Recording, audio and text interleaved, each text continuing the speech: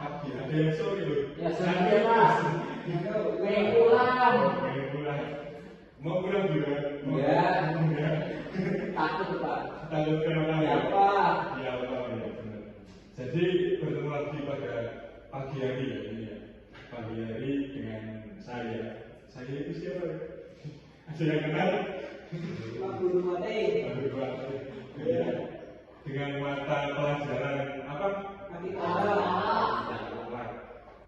Jadi pada pertemuan kali ini kita akan membahas tentang adab kepada saudara, teman, dan tetangga yang harusnya kalian itu sebenarnya sudah menerapkan ini ya di rumah masing-masing ya.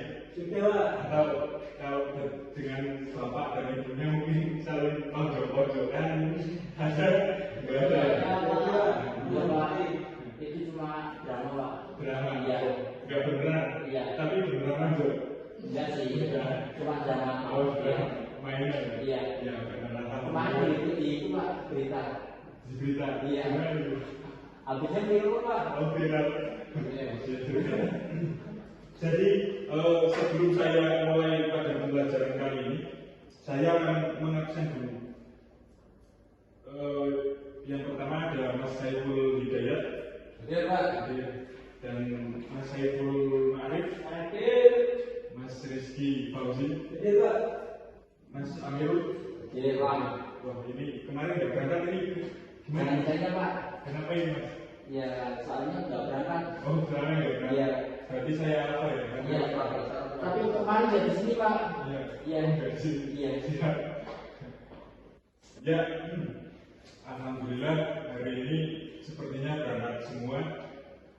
Sebelum kita melakukan pembelajaran seperti biasanya, kita akan berdoa terlebih dahulu. Ketua kelasnya Mas Saiful Ma'arif hadir? Ya, mau silakan untuk dipimpin berdoa. Baik, untuk mengawali pembelajaran pada hari ini, sebaiknya kita berdoa menurut agama dan kepercayaan masing-masing. Berdoa mulai. Doa selesai. Alhamdulillah, semoga pada pembelajaran kali ini bisa terselesaikan dengan lancar. Kemudian kalian bisa mendapatkan ilmu yang bermanfaat untuk kalian, bisa diterapkan di kehidupan sehari-hari. Insya Allah. Kemudian pada pembelajaran kali ini kita akan belajar tentang adab kepada saudara, teman, dan tetangga. Yang kita akan pelajari itu pertama tentang dalil perintah beradab kepada saudara, teman, dan tetangga.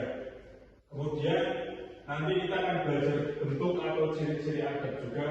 Jadi bagaimana kita beradab, ciri-cirinya itu kepada saudara, teman, dan tetangga itu gimana, terus cara-cara membiasakan diri untuk beradab Islam kepada saudara, teman, dan tetangga itu gimana, dan contoh nanti salah satu mungkin memberikan contoh itu ya, contoh adab Islam kepada saudara, teman, dan tetangga.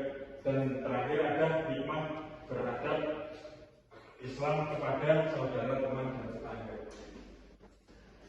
Kemudian, nah, kenapa harus beradab? Ada yang bisa menjawab?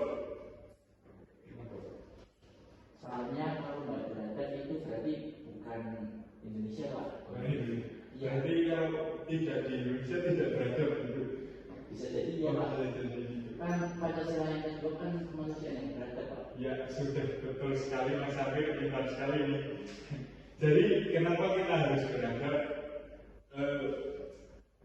Bayangkan saja ketika di lingkungan kalian itu orangnya tidak beradab. Contohnya misalkan Mas Amir sama Mas Saiful itu tinggal satu rumah. Itu kemudian antara kedua itu tidak beradab, seperti mengambil pakaian milik masing-masing diambil, dipakai, itu kan hidupnya nggak enak ya, nggak tertata gitu ya, kira-kira begitu. Jadi pentingnya beradab itu bagi kehidupan kita itu sangat penting sekali untuk agar hidup kita terasa nyaman, tentram, dan bahagia. Kemudian perintah untuk beradab itu ada pada surat An-Nisa ayat 36. Ini mau dibacakan atau di skip saja? Masuk bagian sekarang. Ya.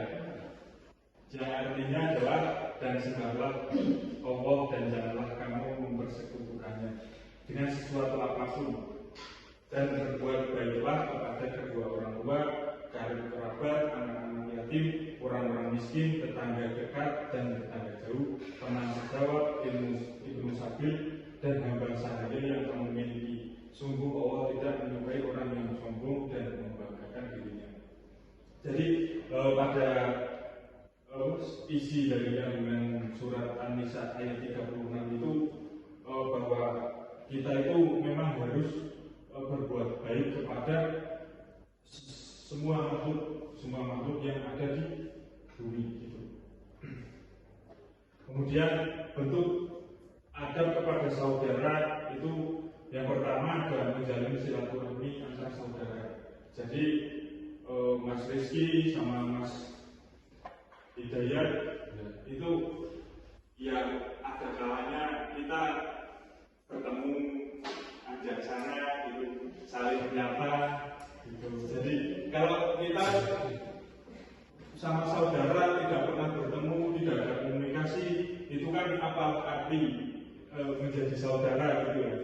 Seperti kalau kita bisa komunikasi, mungkin setahun sekali yang minimal itu bertemu, kita kan bisa mengetahui kondisi saudara kita, apakah dia sedang mempunyai masalah atau dia sedang mempunyai banyak harta, itu kan bisa dibagikan kepada kita. Kalau dia sedang mempunyai masalah, kita bisa membantunya gitu ya. Kemudian saling perhatian, yaitu tadi saling perhatian dan kasih sayang ketika saudara kita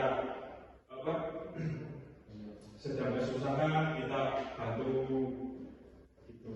Saudara kita mungkin sedang sakit hati, kita bisa membantu menghiburnya gitu. Kemudian menjaga nama baik keluarga.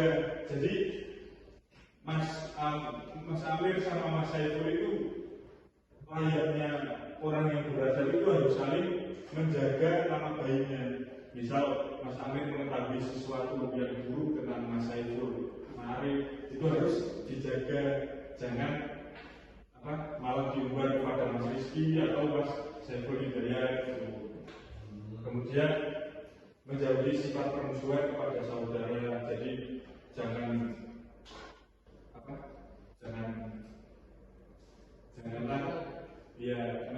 itu seperti itu. Kemudian yang terakhir menjaga perasaannya. Jadi jangan saling menyinggung baik dalam ucapannya atau apapun. Kemudian bentuk adab kepada teman itu ya diantaranya menciptakan suasana aman, nyaman dalam berteman, ya saling menghormati antara satu sama lain gitu ya. Kemudian suka membantu teman dan membawa kebaikan dalam pergaulan. Misal ada salah satu teman kalian yang mau berbuat tidak baik, itu alangkah baiknya untuk kita tegur atau ya dicegah. Kemudian yang keempat, menganggap teman sebagai one team, pokoknya satu tim, satu tujuan. Kemudian menanamkan sifat mengarah. Jadi yaitu kita harus kepada teman itu kalau bisa jangan saling ego masing-masing. Kemudian bentuk adab kepada tetangga. Yang pertama menerapkan S5, sapa, salam, senyum, sopan, dan santun. Kemudian menjaga kerukunan dan keamanan, menganggap tetangga dekat sebagai saudara, saling silaturahmi, selalu berprasangka baik. Nah, yang poin selanjutnya adalah membiasakan diri untuk beradab. Jadi untuk kita agar bisa membiasakan diri untuk beradab itu, bahwa kita harus menyadari setiap orang Islam itu adalah saudara. Ya, jadi apa ya, kita harus saling sadar bahwa setiap orang itu ya harus kita anggap saudara. Jadi ketika kita ingin melukai atau ingin berbuat buruk itu kita bisa apa ya, mempunyai toleransi, kemudian mempercayai bahwa saudara ibarat bagian tubuh kita. Jika suatu bagian tubuh kita sakit, maka seluruh tubuh kita ikut sakit, dan memberi perhatian kepada saudara, teman, dan tetangga. Ya kurang lebihnya itu. Kemudian contoh orang yang beradab ini ada di gambar seperti ini. Ini ada orang yang sedang berpelukan, tapi jangan lawan jenis. Iya. Jadi saling menyapa gitu kan. Kemudian ada kata-kata bahwa orang yang beradab adalah orang yang bisa memanusiakan manusia. Kemudian hikmahnya dapat tercipta suasana kekeluargaan, persahabatan, atau hidup bertetangga yang rukun dan damai. Kemudian terjalinnya kerukunan antara saudara, teman, dan tetangga. Kemudian suasana saling menghormati dan saling menghargai itu lebih terasa, dan selalu menjaga ajaran Allah SWT dan Rasulnya dalam mengamalkan hikmah beradab itu. Nah, ini ada kata-kata lagi. Jadi menurut Imam Ja'far As-Shadiq radhiyallahu anhu bahwa kedalaman agama seseorang itu bukan terletak dari seberapa sering ia berbuat sholat atau puasa, melainkan bagaimana ia memperlakukan orang lain.